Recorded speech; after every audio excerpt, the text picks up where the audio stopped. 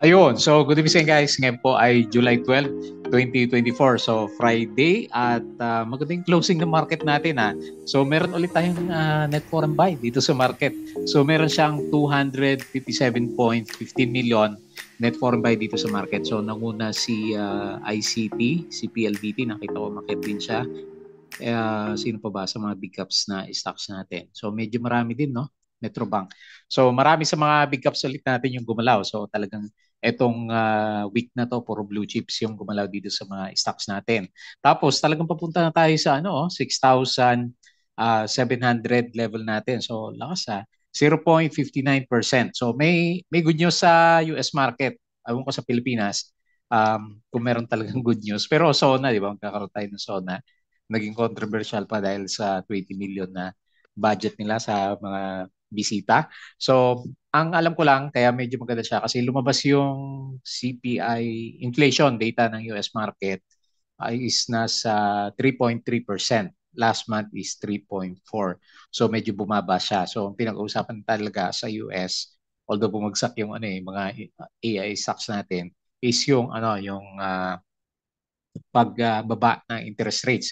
US dollar, medyo humihina din siya. So, tumaas yata si yen, Japanese yen versus US dollar. So, talagang napipressure na yung US dollar din, no? Kasi last time ang lakas ng palitan dahil nga doon sa inflation na yan. So, pababa yung inflation ng US market. Yun yung tingin natin bakit medyo maganda yung galawan dito sa Philippine market. So silipin natin mamaya, hindi ko nabuksan yata yung sa Asian markets at saka dito sa futures ng US market natin. Okay? So ito po yung mga trending stocks natin for today. So buti naman maganda yung weekends natin.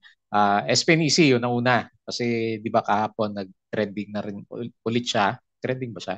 So nag-trending si SPNEC kasi meron siyang parang breakout na rin, no? Additional breakout, 3%. So meron siyang 3.64 million na net foreign buy po dito sa market. So marangkada kasi si SPNEC. Tapos si GGS, ayan, kulang pa rin sa SIPA, 0% siya. Ba't nga ba pinag-usapan si GGS natin? Kahapon pinag-usapan siya. So meron siya net foreign buy na 3.92 million. Tapos si SGP, so nagbe-breakdown, kaya medyo pinag-usapan, negative 2.98%. So meron siyang negative 2.77 million net foreign sell sa market. Tapos si Plus, okay na sana to eh. Meron siyang net foreign sell na 7 million. And para pa-breakout na, naka-breakout na siya, 2.6%. Actually, ang ganda ng setup ni Plus. Pero may disclosure eh. Nagbenta sino ba yun? Executive ba natin yon? Mamaya silipin natin, ang buksan ko yung disclosure. Tapos si MRC, ayan, so bigla nag-trending ayan, nandito na yung mga sumisipa ng stocks, 14.94%. So parang nag-bottom na si MRC natin. Meron siyang 26.2K net foreign buy. Pero maganda yan, baka may follow-up pa nga to by next week. Tapos si A-REITs natin, nag-up siya ng 1.5%. So meron siyang 1.03 million net foreign buy. So parang Torin na rin yata yung galawan nitong si A-REITs natin. May follow-up yung breakdown na galaw natin sa kanya kahapon. Okay, so medyo maraming maganda yung galaw dito sa ating mga stocks. And disclaimer ulit guys, dito sa mga review natin dito sa Stock Trendings Review, sabi natin is for education purposes lang po ito. So wag mong gagamitin to as a reason para mag-buy, sell, or hold ng stocks. Meron po kasing risk na involved dito sa market. Due diligence na lang po kung stocks yung gusto mong bilhin. And as usual, please don't forget to subscribe po dito sa ating Palabi Trader na YouTube channel. Subscribe ka lang. Or kung gusto mo, join ka dito sa trading group naman natin. So always open po yung ating trading group. Sa mga nakasubscribe, maraming salamat po doon sa usual na viewers po natin dito sa ating trending stocks. Bumabalik na yung 1K views natin. Company reviews, yung mga sample na uh, mga IPO natin. Si XG, tapos na, di ba? Si XG natin, yung bagong IPO na papasok. And then, profit or loss, yung mga sample trades, basic indicators, so weekends na naman po. Aral ulit tayo ng ating mga stocks, charting, fundamentals, yung mga risk management sa market, and yung ating PSE Stock Market Studies naman. Okay? So yun po yung galawan. Tapos, or rather yung YouTube channel natin. Yung ating Palabi Trader Crypto to. So, 57K yata ulit si si crypto natin. So follow mo din po ako dito para sa mga play to earn games naman yan. Tapos dito sa mga social media, Palabi Trader na Facebook account para updated ka sa post po natin lagi or dito sa Facebook page. So double check mo na po yan. Yung articles natin, kailan ko kaya mabubuhay itong article natin. Butiki Picks sa local market dito sa US at saka dito sa bandang crypto. Yung ating Twitter, okay, so tingnan natin mga posts natin yan. So ito yung mga winners at saka losers. Si Villar Stock, sino ba yan? BLL, so market siya, si Blinks, si Rason, Enrique Rason, ba't di kasama si ICT to. And then yung mga bumagsak si Monty to na Betty Ang, DMC sa Consuji at saka si EP or Aboitiz Equity Ventures. Ayan, si Mr. Aboitiz natin. Okay? So yun yung mga major bilyonaryo natin. Foreign funds sold. May summary na pala dito si PSC saglit. Ayan. So may summary na pala tayo. So industrial, sino ba dito na mula sa industrial? Negative 0.63%. At saka si mining and oil, medyo mahina din siya, negative 0.211%. Panalo dito is services, gawa siguro ni na PLDT at saka ni ICT natin, di ba? Nasa, alam mo sa services yan eh. PLDT natin. Okay, so the rest, Verde. Financials, malakas pa rin siya, 0.7%. So meron tayo net foreign buy na 257 million. So very good yung weekends natin. And then nag-close nga tayo ng 6,648. So mantakin mo, no? Naka-recover na yung index dahil ba to kay Wilcon ba to? Biglang sumipa si Wilcon o si CNPF dun sa closing natin. So nag-close kasi tayo, pre-close, biglang sumipa siya na 0.59%. So 6,648.23 po yung closing naman natin. Tapos ASN, may news dito. Subscribe to 467 million shares in Bilanos Energy Corporation. Okay, so ba't ba? Sumagi si Rico Blanco sa isip ko. Ayan, break up na daw sila ni sino ba yan? Yung girlfriend niya. Foreign funds sold. So ito yung mga binenta ng foreigners, BPI, RCB, ASN, AP, EMI, FB, PPC, Aboitiz, Philreach, Meg, Robinson Globe at saka si SEB. Nasaan yung isang pares yan, hindi natin nabuksan. Tapos yung galawan natin, Wilcon yung sumipa. So meron siyang 4% na galaw, CNPF 2.35, ito na yung mga major movers natin sa big caps. ICT 2%, Metrobank 2%, PLDT 2%, SM 1%, and then marami dito. Gumalaw siya. Ang bumagsak, mahina si ASN ha. Nag-trending na kapon, di ba? ASN at saka si Monte. So more than 3% po yung drop nila. Okay? So medyo mahina yung nag-trending sa ating kahapon. Tapos ano pa ba yung mga news natin? AC, JT Cap, Philippine June vehicle sales rise 7.6%. Okay, so hopefully maganda yung income nila. BDO, President Marcos stops bunker Wasmer for o Wasmer for Philippine Monetary Board. Ayan, so in terms of bangko, lumalabas na yung mga yung mga transaction ni Alice Go, di ba? So parang may mga sinasabi doon na allegedly mga money laundering na malalaki. So na-freeze na yung bank account niya, di ba? Okay, hindi ba rin magtago si Alice Go. At siguro kung hindi siya nag-mayor, no? Nakalusot pa siguro 'yon. Ayan, pero ngayon kasi public official eh.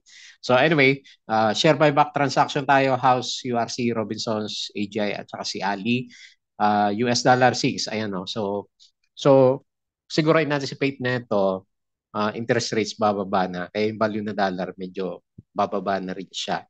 So, ang katumbas kasi niyan, ewan ko lang kasi all-time high ng all-time high si S&P, di ba? So, si Dow Jones natin.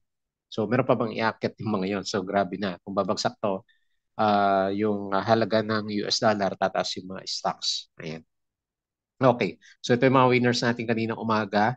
7 yung nauna dito, no? Pero yun nga, yung pinaka-closing natin is mga big caps talaga yung gumalaw sa market. Philippine tourism visitor receipts in the Philippines rose 33%. Tapos, puro balita na alala ko, kahapon kasi nakapanood ako ng news.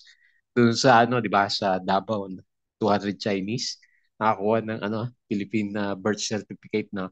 SPNEC, okay, so rebalancing skill set. Okay. So siguro ito yung isang catalyst ng ano, SPNEC. Bakit ayaw nila kay nag-resign si MVP as a president and CEO, and then may bago silang president si Mr. Emmanuel Robio. So parang nagustuhan nila yung galaw na yon, and then nagbe-break out itong si SPNEC natin. Bloom, nag-up din siya 1.63 o kahapon lang to. Okay, so tignan natin. Plus, ano ba yung news natin? Recognize na first Fortune Southeast Asia 500. Kailan mas worry ako doon sa ano eh. Marami siyang sell ng kanyang mga shares mamaya. Silipin natin. Megwide listed 5 billion fixed rate bonds from its recent bond offering. PHR Group Holdings Incorporated talks with other investors to finish its Emerald Bay Resort in Cebu. Ayan. So meron siyang okay. So meron siyang catalyst ulit. Tignan natin next week itong si PHR. Ayan. Tapos ano pa ba yung may mga lumalabas pa sa feeds ko si Bini, di ba? Yung cherry on top na video daw niya is nasa 3 million niya. Maynilad Water Services Incorporated earmarks over 3 billion for the implementation of hybrid sewer system concept. So inflation sa US market 0.1%. Okay? So parang kahit katiting lang no, 0.1%. So parang gusto na market yung mga ganyan.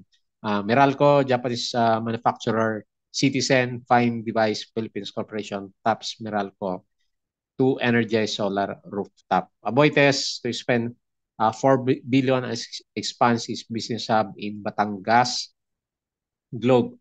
The B2B arm of Globe has partnered with US-based Zscaler. Converge, walang balita kay Converge natin ha.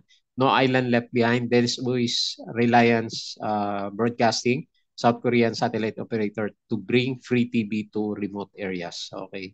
Share buyback, URC, Robinsons at saka si AGI, SPNEC. So yan na po yung pinaka-catalyst natin. Nag-resign si MVP natin. Okay? So yun po yung mga nakita natin na balita at gustong-gusto yata ng market yung galaw natin.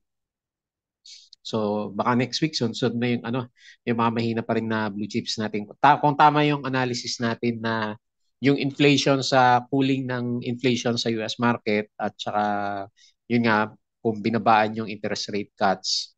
So malaki yung chance na although, di ba, sabi natin kapon, medyo, sabi natin, ampaw yung market, baka malaki yung chance na magbalikan by next week yung mga foreigners dito. Kaya babantayan natin yung mga balita sa US kung magbababa ng interest rates. Kasi ang pwedeng gawin ng market, biglang ano niya, um, biglang pumasok na yung mga investors sa market, biglang sumipa tayo ng 6,700 plus by next week. Kasi kung talaga mahina yung market natin, kasi sabi nga natin, wala tayong masyadong foreign buying sa market, bakit dumidiretso yung market natin, di ba? So, 250 million lang naman yung pumasok for the week, di ba? Palabas-labas siya, 300 million pasok, 200 million labas, kahapon na nag-net foreign buy 60 million lang, and then ngayon another 257 million. So parang yung naglalaro sa market natin na foreigner is nasa 300 million na capital. Wala pa yung mga billion eh. Hindi pa natin nakikita. Pero baka magkaroon tayo ng short-term rally by next week. Kaya medyo optimistic tayo ngayon kasi medyo ano na yung mga indicators natin, no? Bullish na yung ano eh, yung galawan niya. So pag ganito na nakikita natin na walang higher low na pullback si PSE, malakas siya. Kasi ito yung isang parang higher low formation niya. So hindi siya kagaya last time na ano na meron siya mga pullback, di ba? Nagpo-pullback siya. Ito diretso talaga. So nagkakaroon ng momentum yung ano yung market natin. So baka nga hopefully rally tayo by next week. Hopefully hindi tayo ma-jinx na naman. Okay? So on the way tayo sa resistance natin na 6,700. Ayan. So nakita natin yung mga blue chips na nagpagalaw kanina. Ayan, sina ICT, Ali, hindi naman ganun kalaki, si SMPH.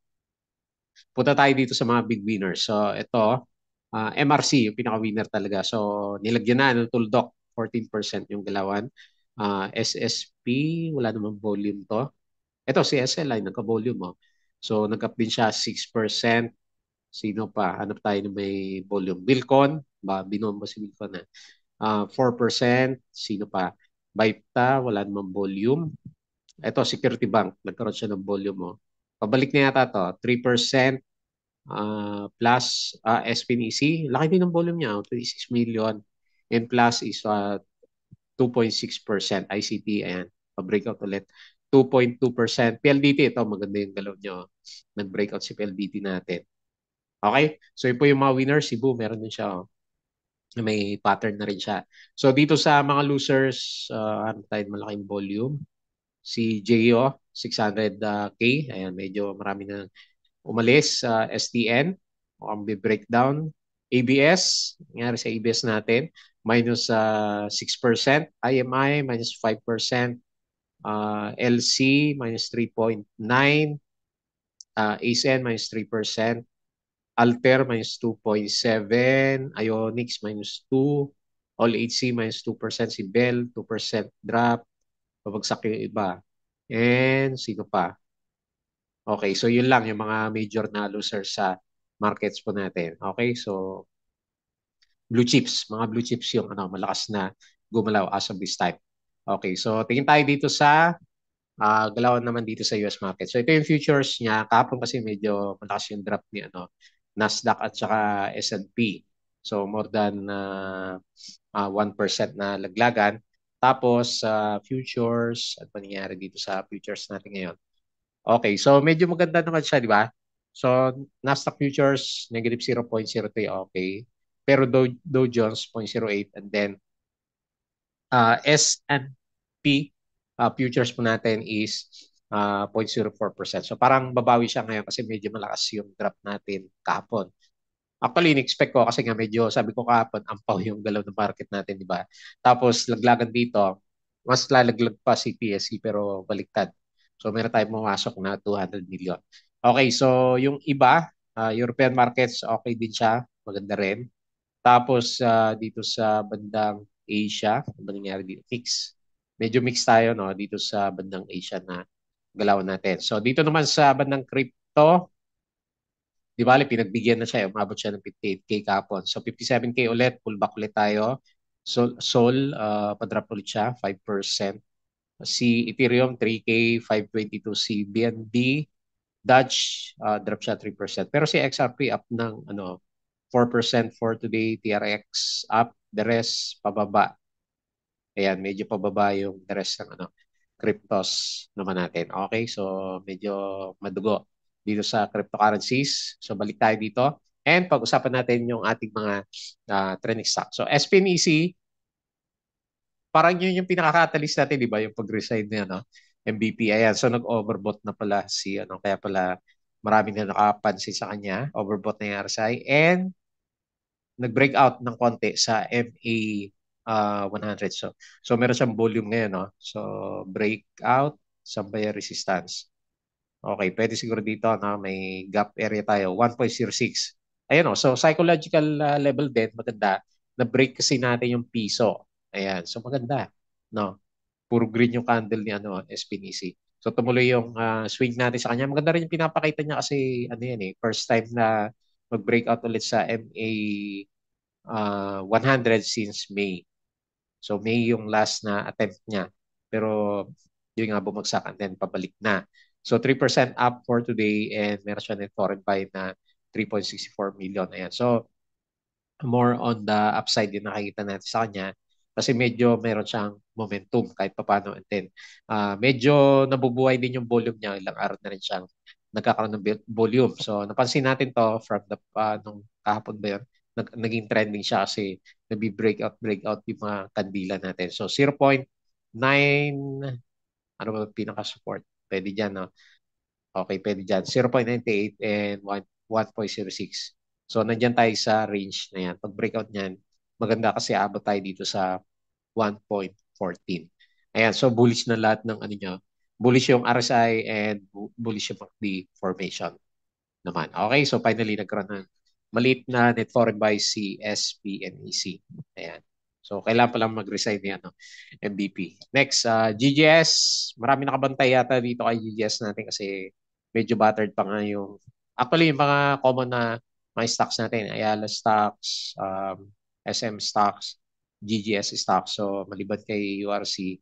So medyo battered na battered pa rin yung karamihan. Pero tingnan mo, lakas ng PSC dahil sa mga ibang outliers natin, di ba? Sina ICT, ayan, sina Wilcon, CNPF. Biglang pumitik yung mga galaw, sina BDO last time. So sila yung mga umila ng market natin. So anyway, ganun pa rin naman kung ano yung usapan natin kahapon. Immediate resistance is 29, no? So medyo malayo pa si DJS. Kulang pa. Wala kasi masyado net foreign buy. 3.92 million net foreign buy. Meron naman siyang breakout eh. So antay-antay na lang dun sa mga nakapag-ipon. Kasi parang tapos naman na yung consolidation niya kasi nagda-try na mag-breakout sa MA20 market. So 0% lang tayo na galawan ngayon. So yung support is dito muna sa pinakamababa niya is around saan ba? Mga 25.5 na. So diyan na lang muna tingnan natin kasi bearish pa rin naman siya. Below pa rin naman yung price action natin ng MA100. Okay, so pero eventually kung papasok yung foreigners, tingin natin okay naman tong stock na to. Next, SCP. So ito medyo pinag-usapan na nag-break kasi siya sa key level natin. So okay, so not so good no. Pinapakita ni SCP saan na yung mga trend natin. Nawala na no. Okay, so support dito. So 8.65 yung support and okay, so siguro medyo big yung chance na mag-oversold na siya by next week para sa technical bounce. So siguro naman kung maging maganda yung market natin by next week, kasi expect nga natin maganda talaga siya, mag-bounce din kahit paano, no? O pwede rin naman, shake out muna siya and then makakita ka ng Dow G. Pero ang pinakamalapit na support is nag-breakdown na kasi. So dito tayo sa 8.65, titingin muna sa kanya. So lahat ng indicators din niya medyo price action-wise, pababa lahat. So negative 2.98% and 2.77 million net foreign sell. Next, si Plus, okay naman yung galaw niya, no? Ayan, so baka wag naman tayo magkaroon ng ganito ulit. So kasi nag-breakout ulit eh. Ayan, nakabalik na yung price action niya. Last time na nang ano siya dito eh. So yung 'di ba meron siyang pinasok na shares. So ang laki ng drop niya last time 10% pero binalik din niya. Tapos actually bullish na yung yung galaw na yan eh. So makita mo naman puro higher low. So nag-breakout siya and parang 52 weeks high ulit to, no. 2.6% kailangan net foreign sell. 7.93 million. Tingnan natin kasi price action wise okay naman siya, 'di ba? Ayan. Breakout sa ascending triangle and bullish din naman kahit papaano yung pinaka RSI level natin plus MACD is okay din naman siya. Actually, gusto ko din yung chart ni Plus, si breakout. Kaso meron siya disclosure dito. Nagbenta si Mr. Benetis Alfredo. Executive ba to? Hindi ko na nakita yung details. Pero ang dami niya oh. So, ang dami din oh. Lumabas siya, ilang milyon ba yan? Yung binenta niya oh. So malaki din, marami din siya nilabas dito. Pero ang dates niya is bakit February, no? Ayan, oh, disposal. 'Di ba January to June? Inipon nila January to June. Ayan, kaya pala ang dami. Ayan, so pero January, hindi naman umabot ng June eh. Hindi kaya late late filing to so, kasi puro January yung niya, yung selling niya. Okay? So hopefully di mag-weigh in sa kanya by next week, no? Kasi ang ganda na ng galawan niya. So kung sakali magtuloy-tuloy siya, wala munang resistance, no? Meron ba? Para meron dito sa bandang kabila, no? Ano ba yung price natin? 14.98. All-time high na pala tayo, no? Okay, so wala tayong resistance. Ayan, so open yan. So anywhere pwedeng gumalaw si Plus. Okay? So next, MRC. So doon sa mga MRC holders, nakahinga na kasi para nag-bottom na siya. Hopefully yan yung bottom. Hindi pa siya out of the woods, sabi natin. Kasi sabi natin, ang tagal ng niya.